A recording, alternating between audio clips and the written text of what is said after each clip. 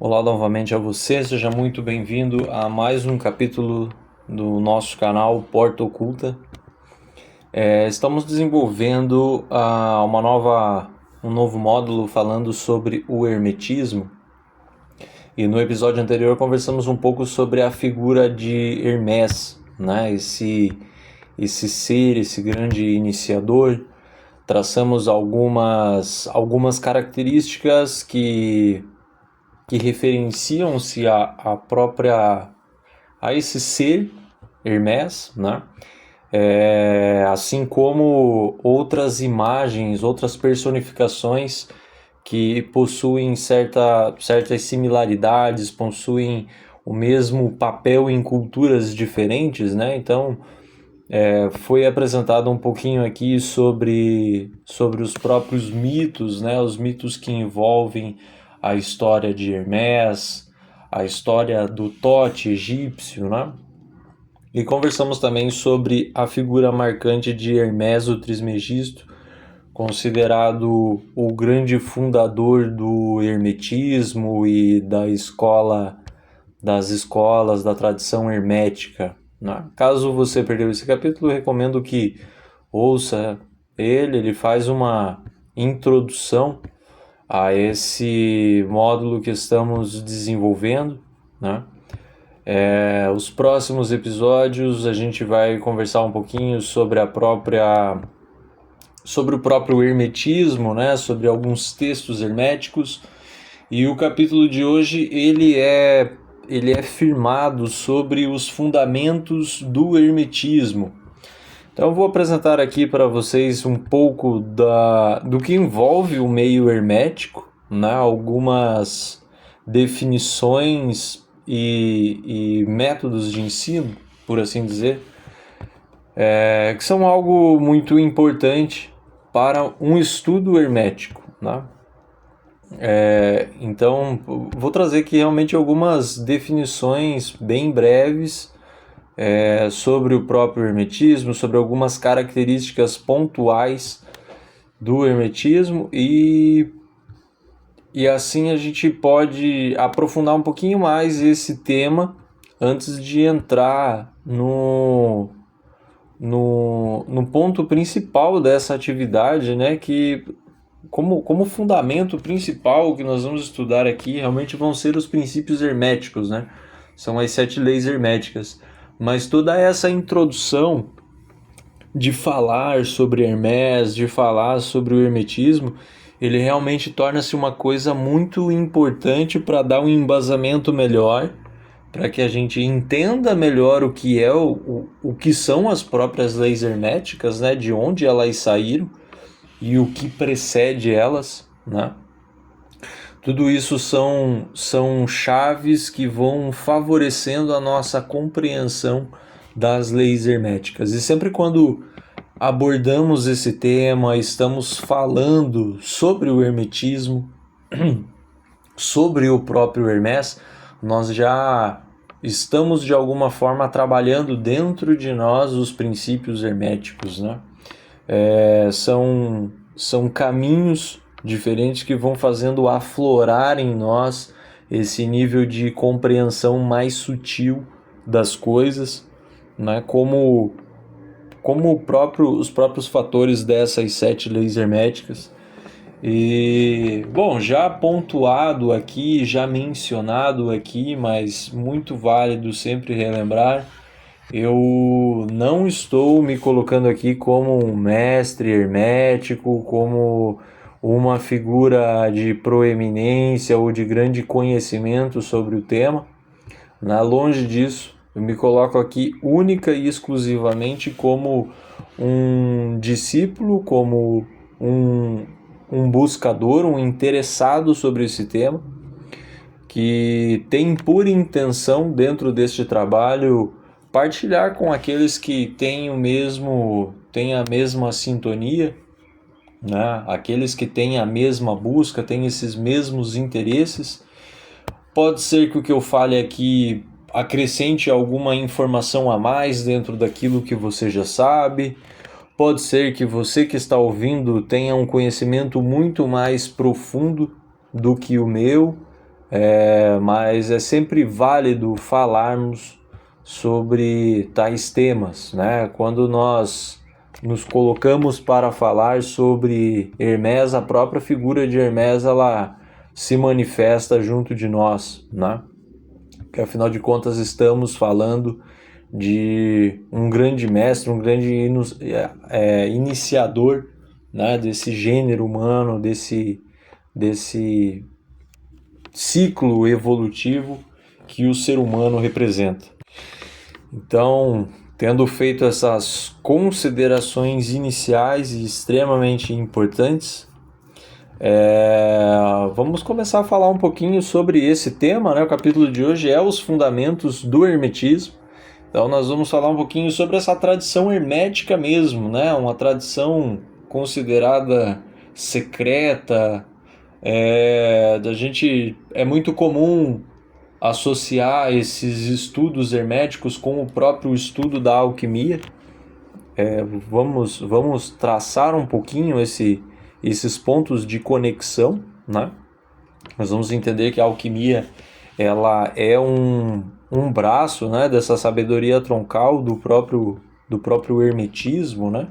O hermetismo ele acaba sendo uma coisa que fundamenta todo o estudo oculto, todo o estudo esotérico, né? Ele é o sedimento, ele é o fundamento para muitos outros estudos que a gente vai fazendo ao longo dos tempos, né? Às vezes a gente se lança aí para ler um livro de ocultismo mesmo, como algum livro né, do grande ocultista que foi Eliphas Levi, mas nós não temos muita fundamentação hermética, por exemplo. E aí a gente, lê o livro, consegue captar algumas informações, mas muita coisa acaba ficando um pouco solta, né? Aí continuamos nossos estudos e passamos a entender um pouco melhor o que é o próprio hermetismo, e aí aquele livro anterior que foi lido, de Eliphas Levi, começa a fazer mais sentido, né? Então, por isso a importância de falarmos sobre esse tema, antes mesmo de começarmos a nos aprofundar em temas diferentes, né, que veremos aqui no futuro. Por isso eu já quis colocar meio que no começo essa parte do hermetismo mesmo, porque ele nos dá um alicerce muito forte e uma forma de interpretar a verdade em si, né? Então essa tradição hermética, né, como já dito, ela é uma tradição, a tradição secreta do hermetismo. Ele começou dentro dos grandes templos iniciáticos do Antigo Egito. Isso é um pouco do que a tradição esotérica acaba trazendo para a gente, né, a tradição oculta. Podemos sim considerar que essa tradição hermética ela realmente acaba remontando a tempos anteriores ao próprio Egito, né? Então, quando a gente pensa realmente numa tradição hermética, né, ele acaba jogando dentro dessa ideia de coisas secretas, de coisas ocultas, até mesmo pela própria palavra do hermetismo, que nós já conversamos no capítulo anterior, mas vale reforçar, né? Quando a gente fala de uma coisa hermética, nós estamos sempre nos referindo a algo fechado, algo totalmente impenetrável, né?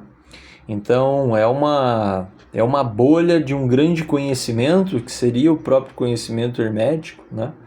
E consideramos ele hermético porque ele torna-se algo que é muito difícil que a gente consiga entrar lá verdadeiramente, né? E obter esse verdadeiro e profundo conhecimento. Mas, por outro lado, tem o lado da preservação, né? Que ele é hermético para que também ele não seja corrompido por forças externas ou por deturpações dos saberes, né? Então é muito, muito difícil compreender o hermetismo pela própria proteção que o hermetismo possui, né? De não deturpação do conhecimento. Então ele acaba se tornando uma tradição secreta, entre aspas, né? Não porque ela está escondida e que não há formas de encontrar esse conhecimento, né? Mas ela torna-se secreta realmente porque é necessário a nossa profunda investigação para conseguir compreender um pouquinho, pelo menos, dela. Então, é necessário muita dedicação e muito esforço da nossa parte para que a gente possa desvendar um pouquinho dos seus mistérios, né? Obviamente, essa tradição ela teve um período assim bem secreto, por assim dizer, justamente por estar contido dentro de sociedades secretas, dentro de organizações esotéricas que acabavam restringindo muito o acesso para tais conhecimentos. Então, de fato, era necessário conhecer alguém e ter uma certa importância para que você fosse convidado a participar de um círculo como esse, né? Muito diferente da nossa realidade atual, que ainda assim existem organizações que se protegem bastante, né? Organizações que você só consegue participar quando você já cumpriu algumas obrigações, por assim dizer, né? Ou realmente que você conhece algumas pessoas de um círculo mais interno. Então, sociedades secretas, elas ainda existem. Isso falando realmente num contexto mais esotérico, né? A gente fala de sociedade secreta, torna-se uma coisa muito abrangente, por assim dizer, né? Mas se eu falo realmente de uma sociedade esotérica, obviamente existem sociedades esotéricas que estão mais fechadas e é difícil de você obter até mesmo o conhecimento da existência delas, e até mesmo de participar delas. Mas muitas das grandes sociedades hoje elas estão de portas abertas para receber aquele que realmente tem um interesse em aprender, né? Aquele que está disposto a se dedicar e a passar por toda essa jornada. Porém, em tempos antigos, isso com certeza era muito mais difícil, né? Era tudo muito mais reservado, tudo muito mais restrito. E o próprio estudo do hermetismo passou por isso, né? Óbvio, pela proteção do próprio conhecimento, né? Isso é sempre importante lembrar. Mas que hoje a gente consegue encontrar inúmeros livros que tratam desse tema, né? Livros que até há alguns anos atrás realmente eram livros restritos, assim, ou o acesso era muito difícil de se obter. E hoje a gente tem uma facilidade muito grande, né? Pela internet mesmo é possível conseguir muitos livros disponíveis gratuitamente em formato de PDF e tal, né, livros desse cunho, né? Então, estamos falando sobre essa própria tradição hermética, né? Sim, podemos considerar que ele foi desenvolvido, né, dentro desses grandes e antigos centros iniciáticos do Egito, até então porque isso acaba nos remontando para a história de Hermes o Trismegisto, né? Esses estudos, eles sempre tiveram por base, como todas as tradições, os ensinamentos dados de mestre a discípulo e de boca a ouvido. Então aqui nós estamos pensando realmente numa tradição oral, né?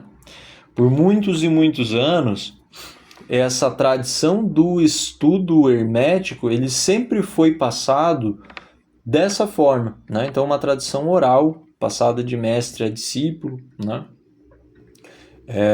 Onde, né, a gente poderia realmente ter uma coisa mais direta, né? O mestre diretamente para o discípulo, e de uma forma, entre aspas, indireta, o mestre falando para um grupo de discípulos, né? Um corpo de discipulado.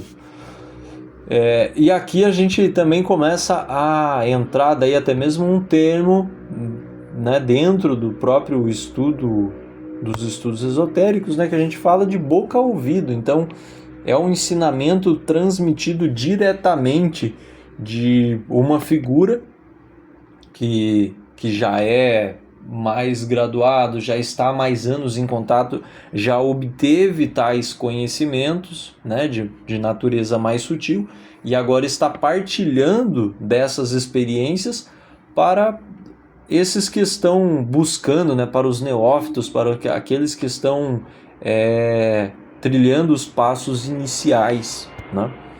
Então, de início, quando a gente pensa nessa coisa, né, de ensinamentos de mestre a discípulo, a gente tem um estágio inicial que é a busca pelo mestre externo, né? Esse mestre externo que ele irá nos conduzir ao caminho que leva ao verdadeiro mestre, que é o mestre interior. Então, quando estamos pensando nessa primeira etapa, vamos considerar assim, né, uma primeira etapa do caminho do discipulado, do caminho do postulante, ele vai em busca de um mestre externo, né?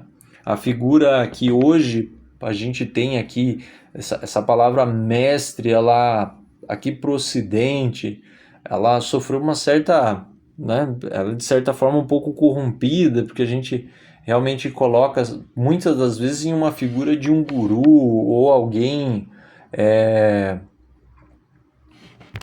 ou alguém que merece uma devoção muito grande da nossa parte, né?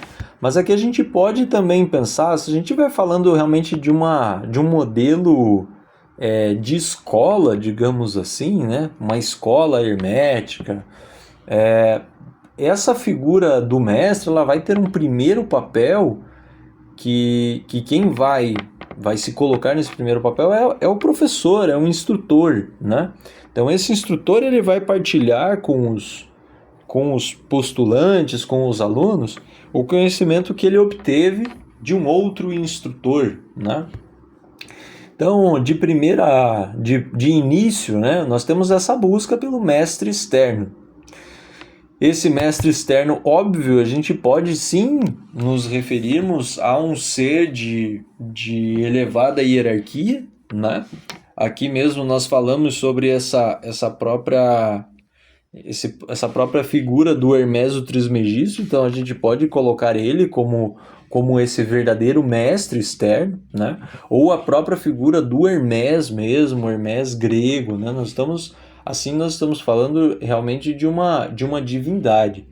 Porém, é importante a gente separar essa ideia do mestre como uma coisa ao qual nós devemos nos colocarmos num estado de devoção, né? Isso é um deslize que a gente pode cometer, e o estado de devoção ou de adoração ele realmente limita a nossa capacidade de entendimento, a nossa capacidade de compreensão, por realmente nos jogar nesse estado devocional, né? A devoção ela pode sim fazer parte do processo da iniciação, né? Mas há um limite, né?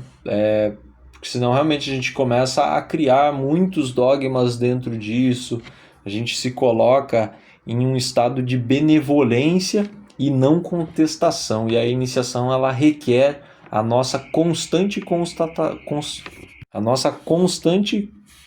contestação das coisas, né?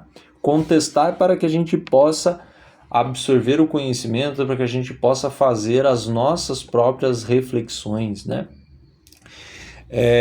Então, esse mestre externo, ele é a figura que vai, né, conduzir o nosso caminho, vai nos guiar inicialmente, vai dar todas essas primeiras etapas, toda essa fundamentação inicial para que a gente consiga encontrar o verdadeiro mestre. E esse verdadeiro mestre, que seria o nosso mestre interior, a gente está falando da nossa própria centelha divina, né?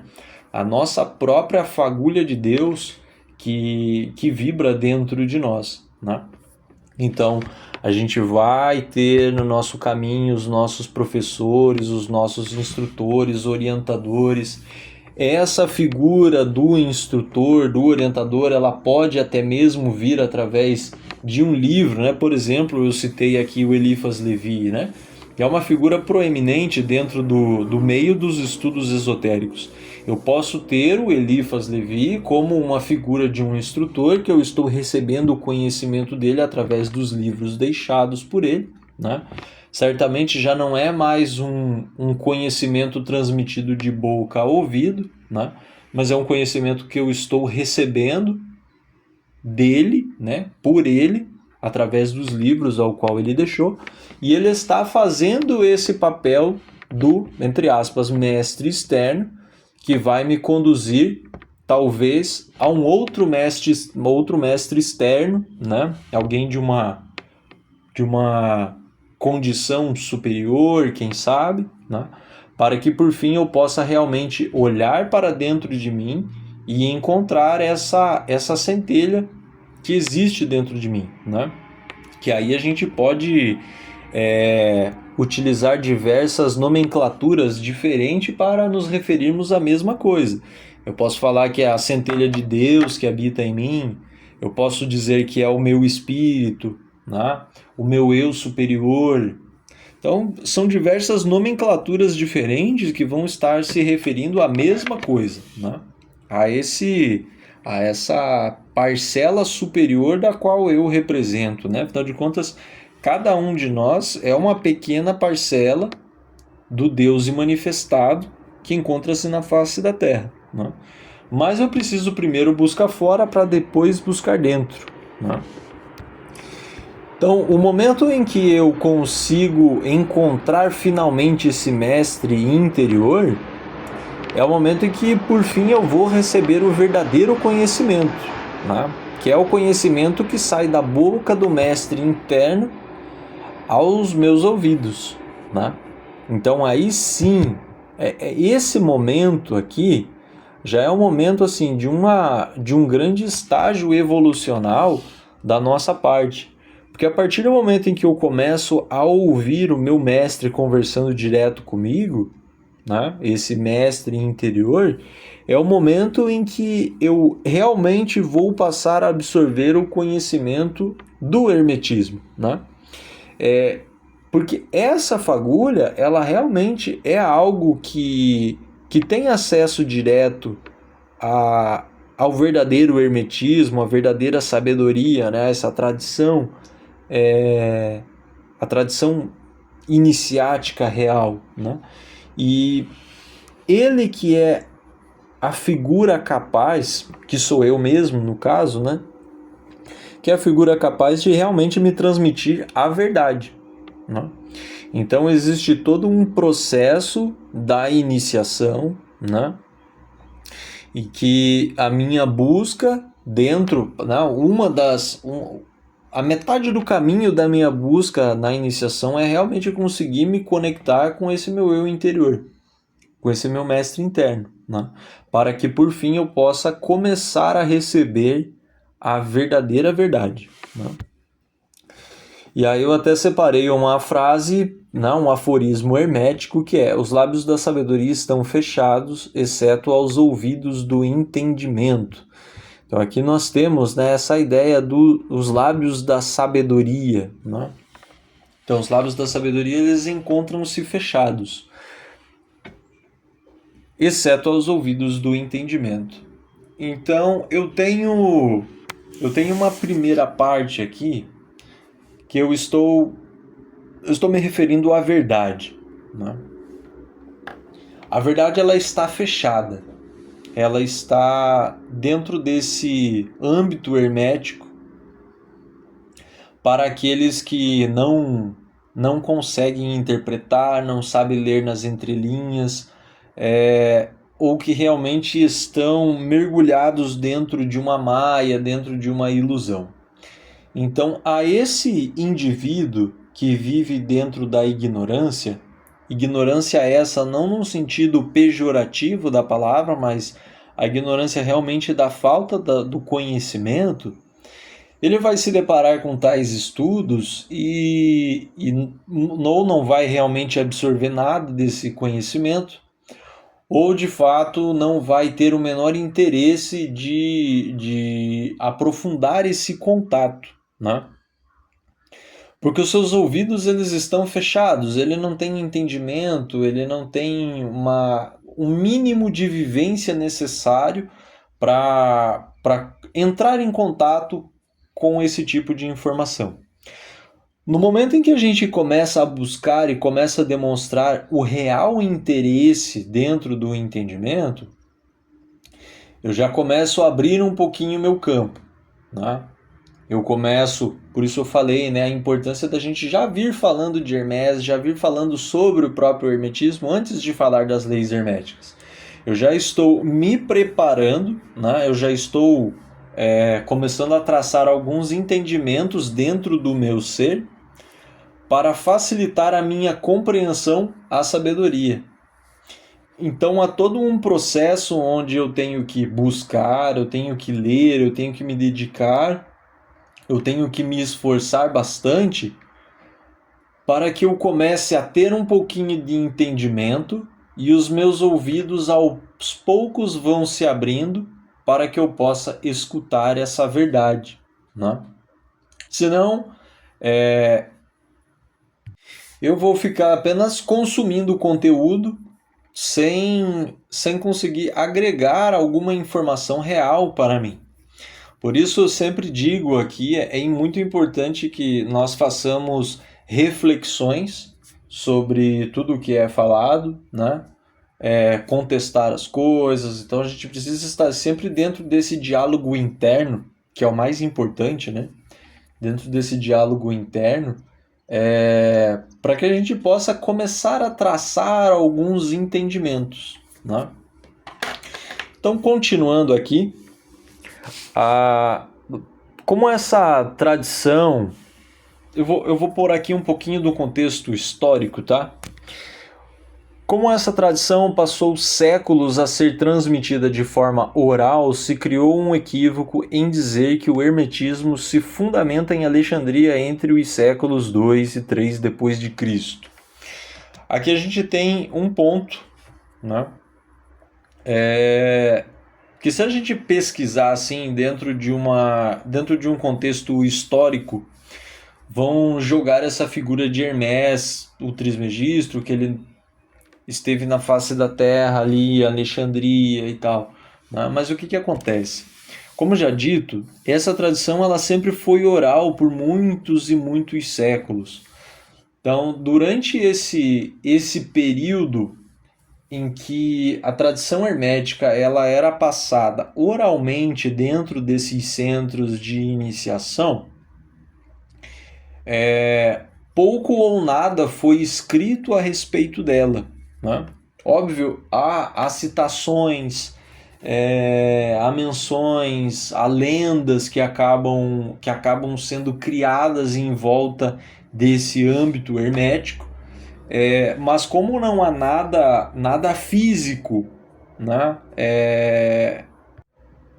que possa realmente comprovar o momento em que a tradição hermética se inicia, há um equívoco jogando dentro dessa época, 2 a 3 depois de Cristo, ou até século 4, né? Porém, é uma tradição muito mais antiga e no período em que é citado aqui pela tradição histórica, acadêmica, né? É o momento em que esses textos realmente passam a ser ou redigidos, né? Como uma preservação do conhecimento, ou que começa a existir algumas traduções dos hieróglifos gregos, dos hieróglifos egípcios, perdão, para a língua grega, né? Grega e até mesmo latina.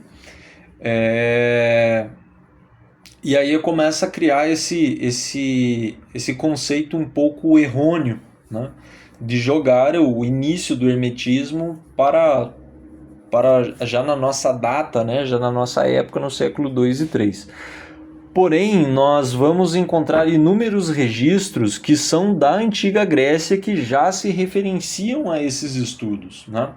Nós temos inúmeras referências vinda de Platão, vinda de Pitágoras e vários outros grandes filósofos que estiveram no Egito fazendo as suas iniciações. Então é muito comum encontrar uma certa quando você encontra qualquer conteúdo assim grego antigo falando sobre o Egito, já nota-se que há um interesse muito grande da Grécia no Egito pelo grande nível de conhecimento que o Egito possuía, né? Então muitas figuras se deslocaram da Grécia para o Egito para fazer as suas iniciações, para trazer o conhecimento do Egito para a Grécia. Então a fundamentação da filosofia grega ela acaba realmente se originando dessa mescla da cultura egípcia com a cultura grega, né? Obviamente é uma adaptação da linguagem egípcia dentro do contexto grego que acaba fundamentando a filosofia grega que nós conhecemos, né? Então, essa tradição hermética, ela realmente foi absorvida e adaptada dentro do contexto grego. E umas principais figuras que eu acabei separando aqui, por realmente serem muito conhecidas, é o Pitágoras, né? A figura de Pitágoras, a figura de Orfeu e de Sócrates, né? E ambos são contemporâneos, né? Eles viveram no século IV a.C. Então, dentro da história realmente desses personagens contados, né, dentro dessas figuras históricas, retrata assim que eles estiveram no Egito, passaram anos lá dentro do processo da busca deles, do processo realmente da iniciação individual de cada um, e eles retornam para a Grécia e venham trazendo todo esse conhecimento para o contexto grego, né? Então, Pitágoras fundamentou a escola pitagórica, Orfeu traz a tradição órfica, Sócrates em si ele não teve uma escola em si, mas ele teve alguns discípulos, né? O discípulo mais famoso, que tornou-se mais famoso de Sócrates foi Platão. Independente e aí um ponto importante, né, para a gente ter aqui como informação, né, que independente de quando ou de onde se originou a tradição hermética, nós devemos ter em mente que ela moldou o que entendemos, moldou muita coisa assim, do que a gente entende hoje, né? Então, muita da mentalidade que nós possuímos atualmente, ela foi moldada por essa tradição hermética, né? Todo o contexto, nós aqui no Ocidente, nós somos fundamentados principalmente pela filosofia greco-romana, né? Pelas tradições greco-romanas. E muitas dessas tradições greco-romanas, elas beberam muito dessa fonte do Egito, né? E independente de ter acontecido no Egito antigo essa tradição hermética, ou que seja mesmo na época da Alexandria, ele moldou muito do nosso meio atual, né? Principalmente quando a gente fala, obviamente, né, de tradição esotérica. E além disso, né, a gente deve ter em mente que a tradição hermética ela está viva ainda nos dias de hoje, mesmo que estejam esquecidas por muitos, né? A população em massa ela nem sabe do que nós estamos falando, ela não tem conhecimento, talvez nunca ouviu falar sobre hermetismo, mas algumas das máximas herméticas elas vão conhecer, algumas máximas herméticas tornaram-se, até mesmo foram corrompidas ao longo do tempo e tornaram-se provérbios ou ditados. Então realmente é uma coisa que moldou o nosso entendimento atual, né? E até mesmo, né, como está devidamente escrito no livro do Caibalion, tem um trechinho aqui que eu separei para ler, que é o seguinte: abre aspas, dos lábios aos ouvidos, a verdade tem sido transmitida entre esses poucos. Sempre existiram, em cada geração e em vários países da Terra, alguns iniciados que conservaram viva a sagrada chama dos preceitos herméticos e sempre empregaram as suas lâmpadas para reacender as lâmpadas menores do mundo profano, quando a luz da verdade começava a escurecer e a apagar-se por causa da sua negligência, e os seus pavios ficam embaraçados com substâncias estranhas. Então esse pequeno trecho tirado do livro O Caibalion, ele demonstra que sempre existiu e sempre existirá seres que estão guardando esse conhecimento ou que estão mantendo vivo, né? Não estão guardando para si, né? A gente não pode interpretar que estão guardando esse conhecimento com a intenção de guardar apenas para si próprio, né?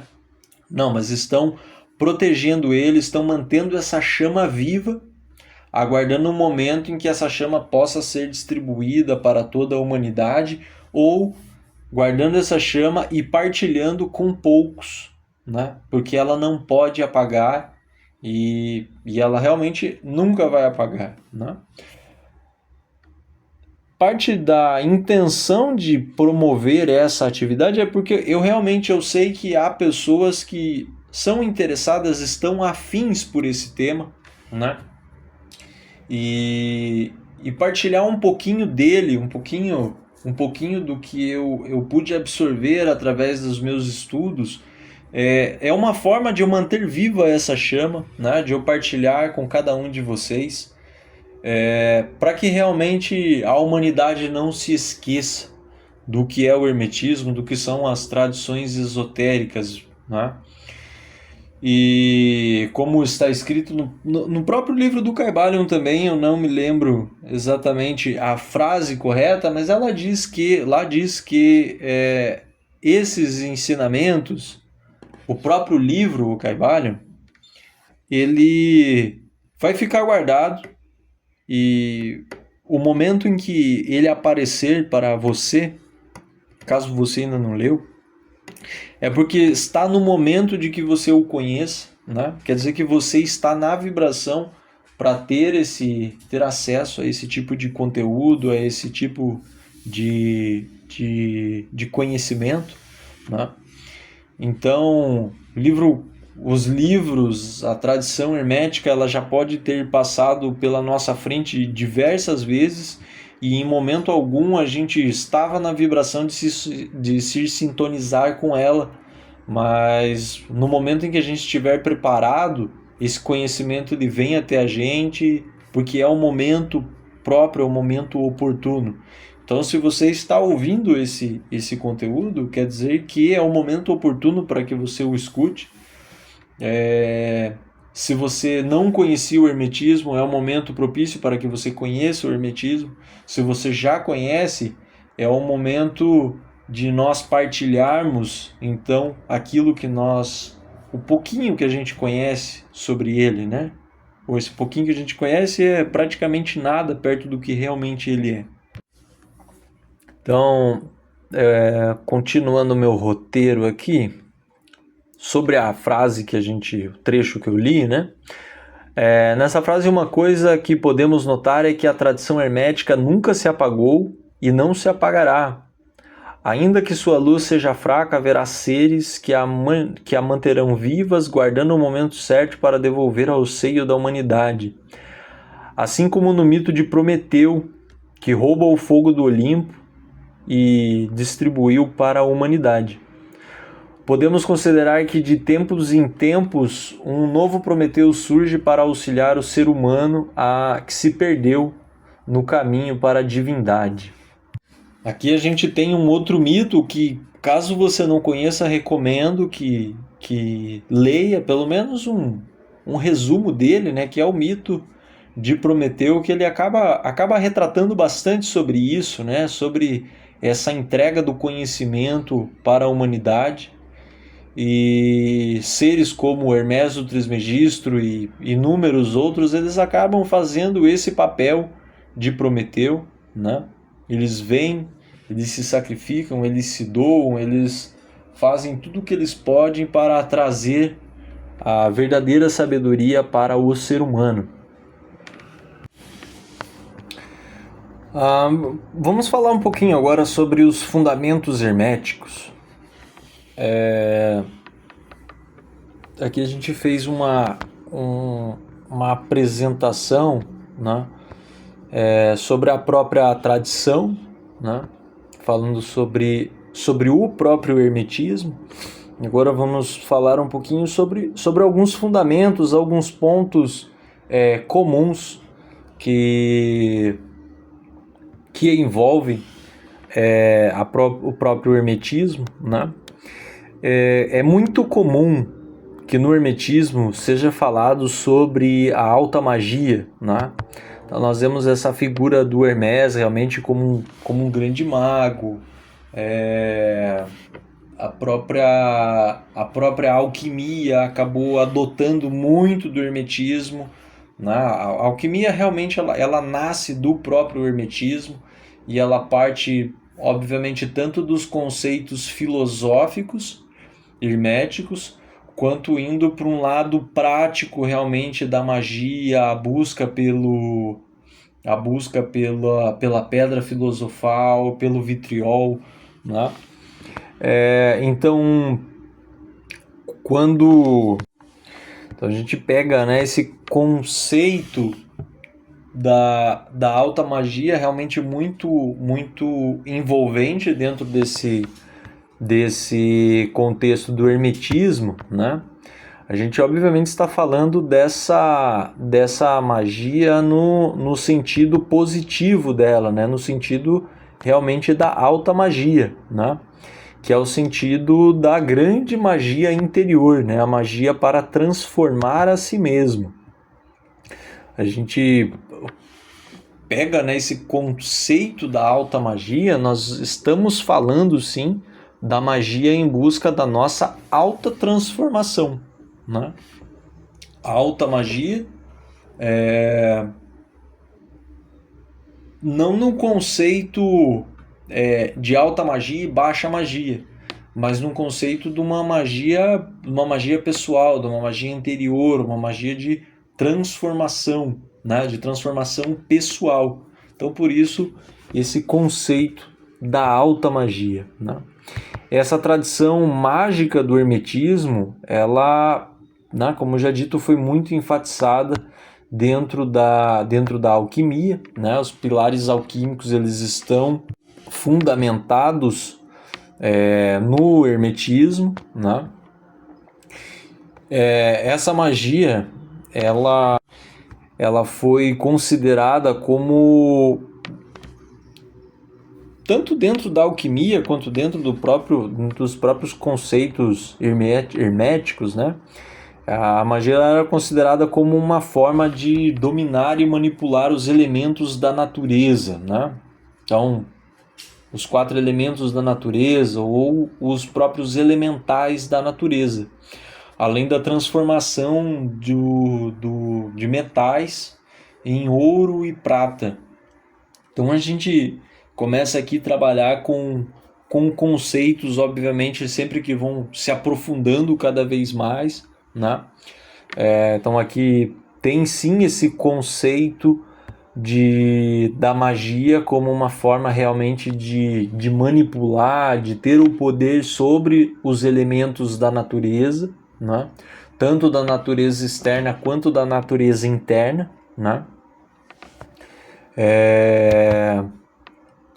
A força dos próprios elementais da natureza, né?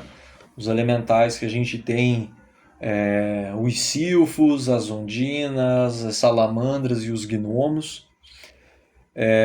Como aí realmente falando uma coisa bem externa, né? A transformação de metais, todos os metais, em ouro ou prata, que é o próprio processo de uma transformação, de uma elevação na qualidade desses minerais.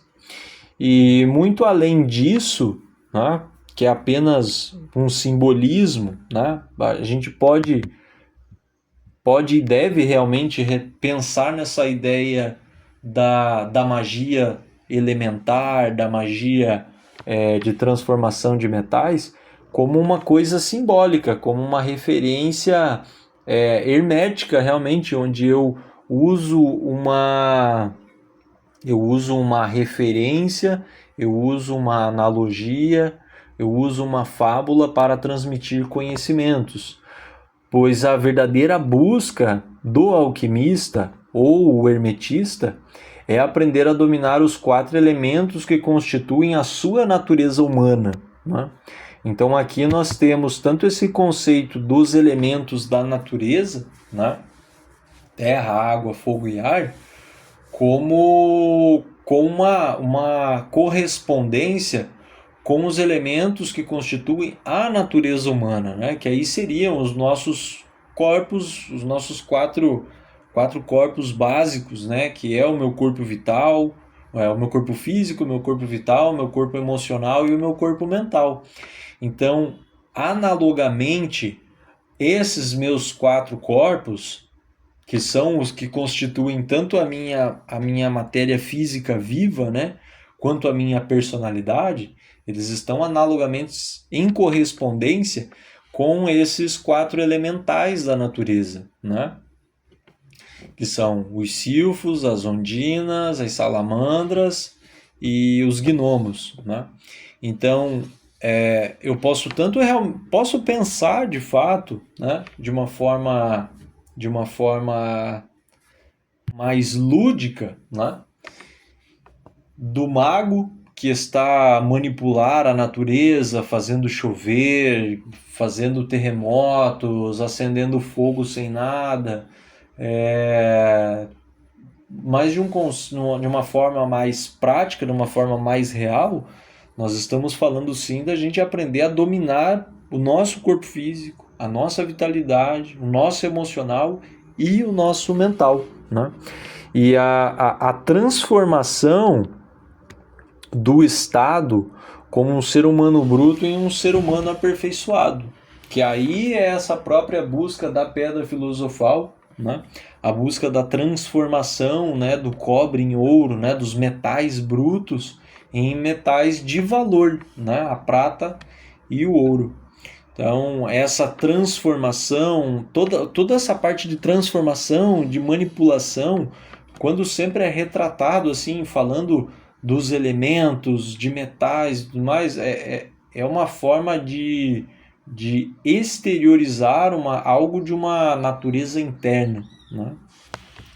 A verdadeira alquimia, ela vai se processar no interior da criatura humana. E o mesmo muito é falado sobre dentro do hermetismo, né? A grande iniciação hermética, ela é uma iniciação mental. Ela fala de uma transformação do ser humano, né? Não é usar os conhecimentos herméticos para moldar o mundo à nossa volta, para fazer com que aconteça aquilo que eu quero, né? É muito longe dessa coisa que foi vendida, né? Do mentalismo, né? Onde eu tenho que ficar pensando o que eu quero para eu atrair isso. Não, a gente está falando realmente de promover uma transformação, um crescimento do ser humano, não um crescimento meu. Como eu vou usar essas leis herméticas, esse conhecimento hermético para transformar a minha natureza humana em uma natureza superior, né? Como eu vou moldar e melhorar como eu vou transformar, né, as minhas imperfeições em qualidades, né? Aí eu separei outro trechinho, né, extraído do livro O Caibalho, abre aspas. Estes preceitos constituíam realmente os princípios básicos da arte da alquimia hermética, que, contrariamente ao que geralmente se crê, baseia-se no domínio das forças mentais, em vez de no domínio dos elementos materiais, na transmutação das vibrações mentais em outras, em vez de na mudança de uma espécie de metal em outra. As lendas da pedra filosofal, que transforma qualquer metal em ouro, eram alegorias da filosofia hermética perfeitamente entendidas por todos os estudantes do verdadeiro hermetismo. Fecha aspas. Então aqui enfatiza esse ponto, né? A busca do alquimista, a busca do hermetista está dentro desse processo no domínio das forças mentais, para que através das forças mentais eu consiga atingir estados superiores da minha própria consciência. Através do domínio da minha mente, eu consigo ter a vigilância das minhas emoções, eu consigo estar atento aos meus sentimentos, eu consigo estar atento à minha vitalidade, se eu estou permitindo com que a minha vibração baixe, com que a minha energia vital baixe, né? O que eu posso fazer através do meu processo mental, né? O que eu começo a identificar esses tipos de comportamentos para melhorar a minha vitalidade. Através do meu processo mental eu consigo controlar o meu físico, eu consigo me limitar, né?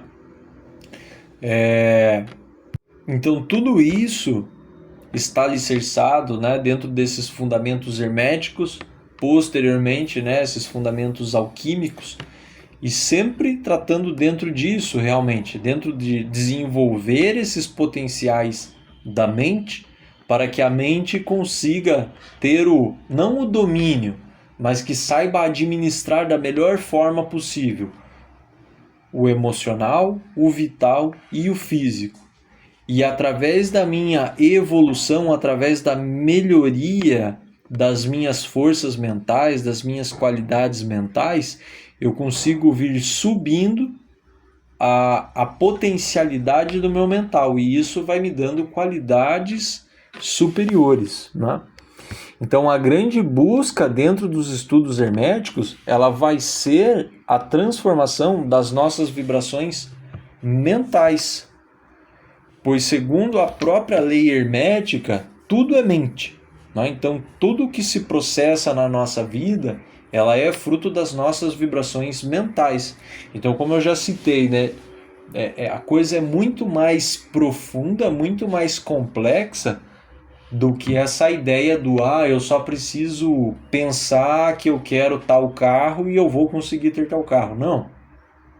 Quando a gente fala desses princípios herméticos, quando a gente fala desses estudos, nós estamos falando realmente de melhorar a qualidade das nossas vibrações mentais.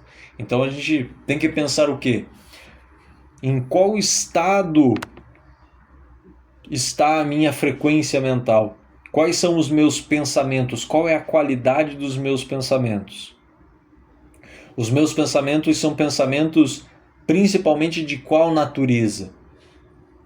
Quais são os pensamentos recorrentes que vêm à minha mente? São pensamentos de altruísmo ou são pensamentos em busca de bens materiais? São coisas bem diferentes. E essa vibração mental, obviamente, ela acaba ressonando e acaba trazendo para mim coisas na mesma qualidade, né? Do mesmo nível. Mas as vibrações mentais, elas ainda acabam indo mais além disso, né? Qual é a qualidade dos meus pensamentos, né?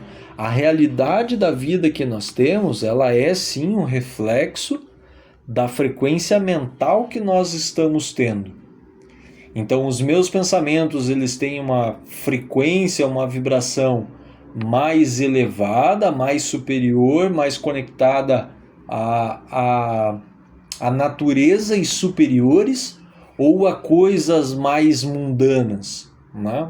Quando eu estou com uma frequência mais voltada às coisas do plano terreno, é natural que os meus pensamentos se voltem apenas a coisas do plano terreno, né? Aí sim, aí eu vou pensar muito mais em dinheiro, em eu querer ganhar mais, eu vou pensar muito mais em sexo, eu vou pensar muito mais em adquirir coisas. Eu acabo ficando. A tendência é que eu entre nesse ciclo e fique constantemente mantendo esse nível de pensamento. Dinheiro, coisa e sexo. Dinheiro, coisa e sexo. Comer. Dinheiro, comer. E aí eu entro nesse ciclo contínuo, nesse ciclo perpétuo, né? Do meu pensamento estar voltado unicamente para a matéria. Coisas que envolvem o físico, né? O próprio mundo físico. Quando eu começo a melhorar a minha qualidade mental, quando eu começo a subir essa frequência mental, eu já começo a olhar as coisas um pouquinho mais de cima. E aí eu já posso começar a pensar no meu futuro, por exemplo, né? O que eu vou ser? Quais são os meus objetivos? Os meus objetivos, e de novo, não falando de objetivos materiais, mas o que eu quero para mim, né?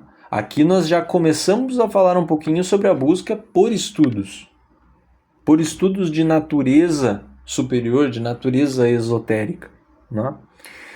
E aí eu vou melhorando cada vez mais a qualidade dos meus pensamentos. Então isso quer dizer o quê? Que eu estou deixando de olhar para baixo, para a matéria, e estou começando a olhar para cima. Estou começando a olhar para o meu espírito.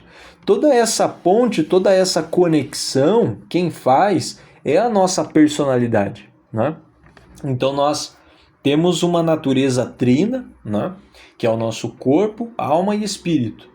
O nosso corpo, ele é constituído por a própria matéria, por esse corpo físico, né? Que é a minha matéria, que obviamente essa matéria ela vai ter necessidades do plano físico. Eu tenho o meu próprio corpo vital que mantém vivo essa matéria, né? Existe uma codependência entre esses dois, né? É necessário existir o vital para que a matéria exista, e o vital ele não vive por muito tempo sem que exista um corpo físico para ele animar, né? A minha alma, que é a minha personalidade, ela já é composta tanto pelas minhas emoções quanto pelos meus pensamentos. E da mesma forma existe uma mescla entre esses dois corpos, né? Entre essas duas naturezas. Existe uma ponte de conexão entre os meus pensamentos e os meus sentimentos, né? Esses pensamentos que nós estamos nos referindo, ainda assim, são pensamentos de um nível mais palpável, são pensamentos concretos, são coisas que eu consigo mensurar, né? Quando nós entramos aí no espírito, aí esse espírito ele já tem corpos mais sutis. Então ali dentro do meu espírito eu já vou encontrar uma mente superior, né? Que é uma mente que consegue, que seria realmente a própria ideia, né? O nosso potencial de ideação, né? Aqui nós, pegando um termo platônico, né? Que é o plano das ideias, né? Aqui já está uma conexão com o próprio espírito. Eu vou ter a minha própria intuição, né? Já é um degrau além dessa própria mente abstrata, né? Que é essa mente das ideias. E acima disso, eu tenho a minha compreensão total, né? A verdadeira sabedoria, que é representada por um termo, pode representar por um termo sânscrito, que é o Atma, né? Que é a consciência superior, né? Aquela consciência que sabe tudo e compreende tudo. Então, a personalidade ou a alma é que está fazendo essa conexão, né? A minha mente está ali na minha alma. Então, no momento em que a minha vibração ela fica voltada para baixo, apenas para o contexto da matéria, quer dizer que a minha alma está olhando única e exclusivamente para baixo. Quando nós começamos a estudar um pouquinho mais, quando eu começo a fazer um estudo, por exemplo, de psicologia, aí eu já começo a usar a alma para olhar para a própria alma, né? Eu estou trabalhando as minhas emoções, eu estou exercitando a minha mente. Então aqui a alma começa a olhar para si mesmo. Eu começo a trabalhar os próprios fatores anímicos, os próprios fatores da personalidade. Agora, quando eu me volto a um estudo como o hermetismo, por exemplo, quando eu começo a pensar em uma condição mais cósmica, quando eu passo a tentar entender coisas que são de uma natureza mais sutil, nesse momento a minha personalidade ou a minha alma passa a olhar para cima, passa a olhar para o espírito. E aos poucos eu vou facilitando essa troca, né? Essa comunicação da alma para o espírito, né? Então, quando a gente fala aqui do hermetismo, estamos falando sobre essas vibrações mentais, sobre a transformação delas, é muito disso, é de fazer com que nós passemos a olhar um pouco mais para o nosso espírito, né? Sem esquecer da matéria. Porque o meu corpo físico, ele precisa estar vivo, eu preciso cuidar do meu corpo físico, eu preciso ter dinheiro para que eu possa viver, para que eu possa comprar o meu alimento, para que eu possa manter um teto em cima da minha cabeça, né? São coisas que no plano que nós estamos vivendo, que é o plano físico, nós temos que atender necessidades do corpo físico. Mas o problema é quando a minha mente fica voltada única e exclusivamente para tudo que vem da matéria e eu esqueço do que está acima de mim, né? Outra característica, retomando aqui, comum, né? Outra característica muito comum da tradição hermética é a linguagem das meias palavras, ou a linguagem das meias verdades. E aqui, quando nós falamos de meias verdades, não é porque são ditas mentiras no meio do conhecimento, tá? Mas é porque a verdade ela é transmitida apenas uma parte dela. A outra parte ela deve ser buscada e compreendida pelo esforço daquele que se lança no estudo. Então eu tenho essa ideia, né, das meias palavras ou das meias verdades, porque o conhecimento ele é soltado pouco a pouco. Então é falado através de parábolas, por exemplo, né?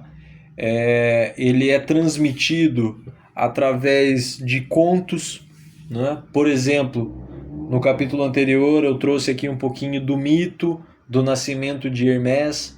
Então, dentro daquele mito há muito conhecimento, né, que pode ser explorado. Então, são meias verdades que estão soltas dentro de um texto. Só que para que eu torne essas meias verdades uma verdade por inteira, é realmente necessário eu me aprofundar nesse estudo, eu fazer inúmeras reflexões.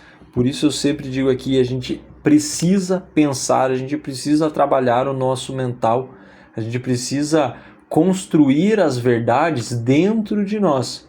A gente ouve uma informação, certo? Que você aqui está ouvindo uma informação que eu estou transmitindo acreditando que é uma verdade, porque para mim, até o presente momento, até o momento de agora, é uma verdade, né?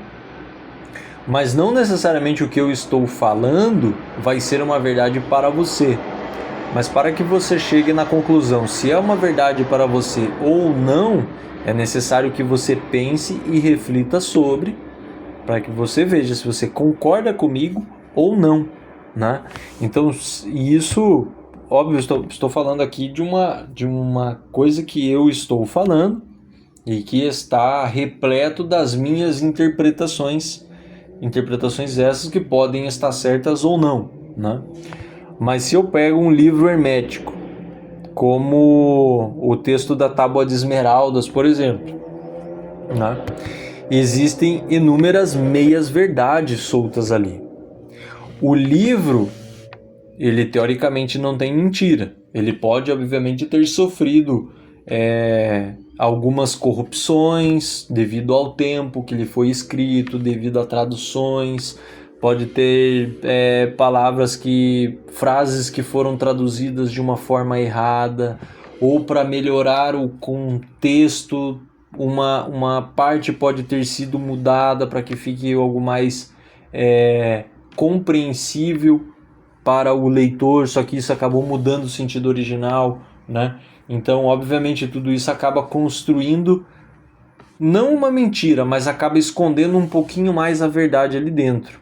Agora, no momento em que você começa a ter uma compreensão real das coisas, mesmo algumas deturpações no texto, alguns erros, você consegue encontrar as pontas da verdade que está solta ali. E aí é necessário, cabe a nós, né, aquele que se lança no esforço da compreensão, fazer a tessitura do conhecimento que está ali, para que você possa absorver esse pedaço de verdade que se encontra ali, né? Então muito se cabe a isso, quando a gente se coloca na leitura de um livro de origem oculta, de origem esotérica, é necessário essa assimilação e essa tessitura dos conhecimentos, que eles vão se ligando a outros livros que você leu, a outras informações que você recebeu, e tudo começa a fazer sentido, tudo começa a ter um ponto de convergência, né?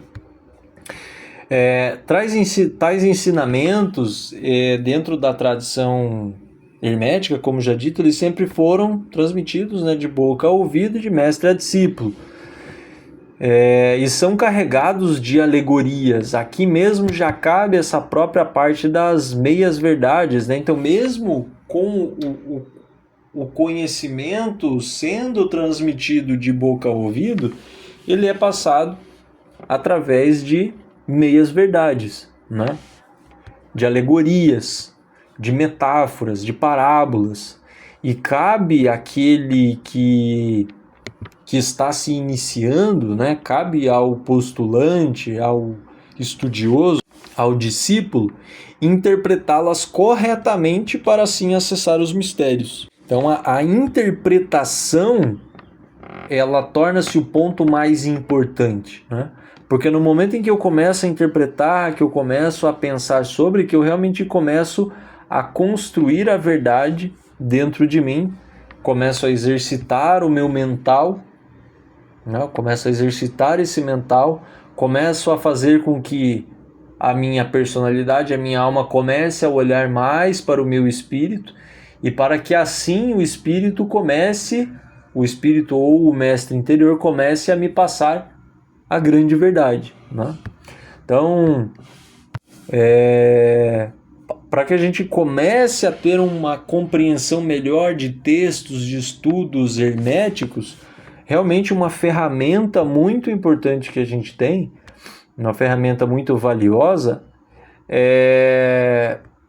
são os estudos sobre as 7 leis herméticas, né, que a gente vai detalhar nos capítulos a seguir, né, porque essas leis, elas servem para a gente como reais chaves de assimilação, chaves de dedução, né? Eu gosto de ver as leis herméticas como um grande filtro que separa o joio do trigo, né? Porque se eu pego um texto para ler, eu preciso ter em mente, né, obviamente, os princípios herméticos, saber o que cada um deles pelo menos num conceito básico de cada um, e aí eu me proponho a ler um texto, né?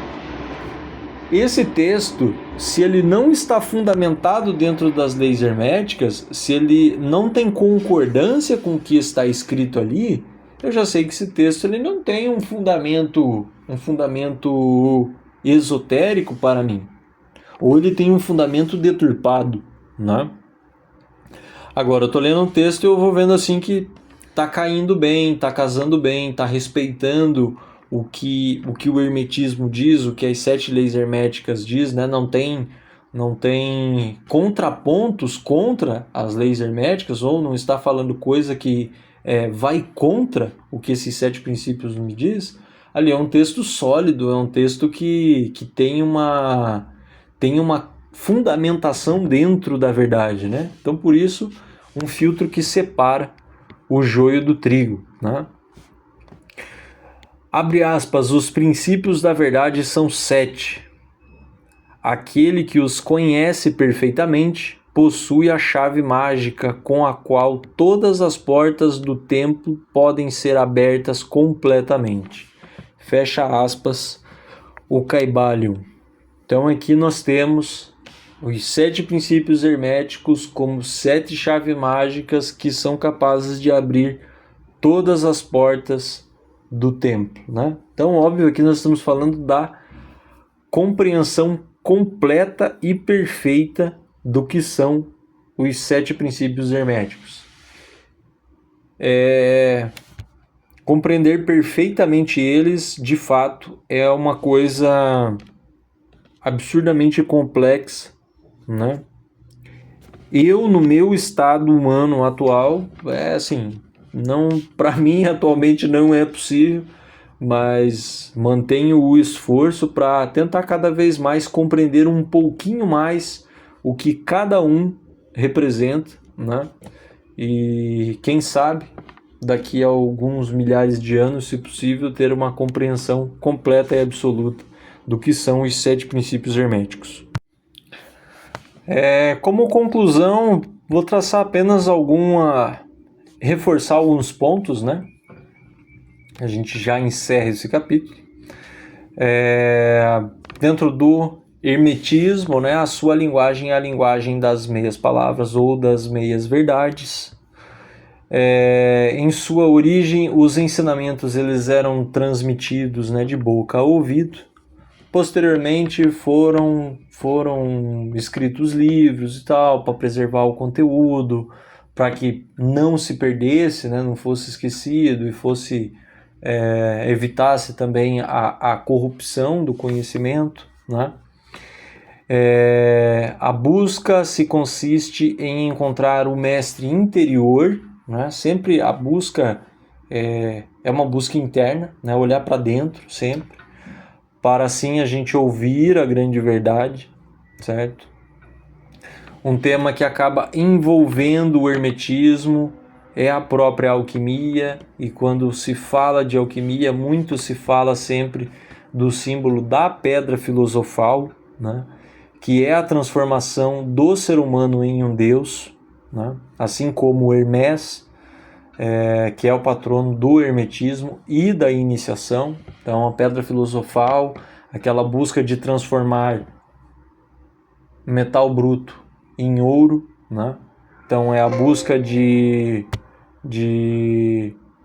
transformar o ser humano bruto em um ser humano superior, né? Então transformar o homem em um deus, assim como o próprio Hermès fez. O hermetismo, a gente tem ele como uma fundamentação, um alicerce principal que permeia toda a ciência oculta e é a chave para a sua compreensão. Então, muitos estudos, muitos textos que você pode ter lido ou que está lendo e que ainda vai ler, ele necessariamente precisa estar fundamentado dentro do próprio hermetismo, né? E o hermetismo, enfim, ele é o legado dos grandes mestres deixado para a humanidade, né? Legado esse que nunca será esquecido, pois sempre haverá um iniciado com a missão de os manter vivos e aguardando o momento para devolver esse conhecimento todo para nós, né? Então, sempre haverá seres responsáveis por preservar tal conhecimento, por partilhar com a humanidade, para que ele realmente nunca se apague, né? Eu espero que o conteúdo de hoje, esse nosso capítulo, tenha agregado de alguma forma para cada um de vocês que ouviram. Espero que tenha trazido um pouco de reflexão, um pouco de interesse em busca de estudar mais, de se lançar cada vez mais dentro desse propósito de crescimento pessoal, né? E se você gostou, se você tiver alguma dúvida ou tiver até mesmo alguma sugestão de tema, entre em contato com a gente através do e-mail canalportaoculta@gmail.com, tá? Canal Porta Oculta tudo junto. Será um prazer conversar diretamente com cada um de vocês. Muito obrigado pela companhia de cada um. Fiquem bem e até a próxima.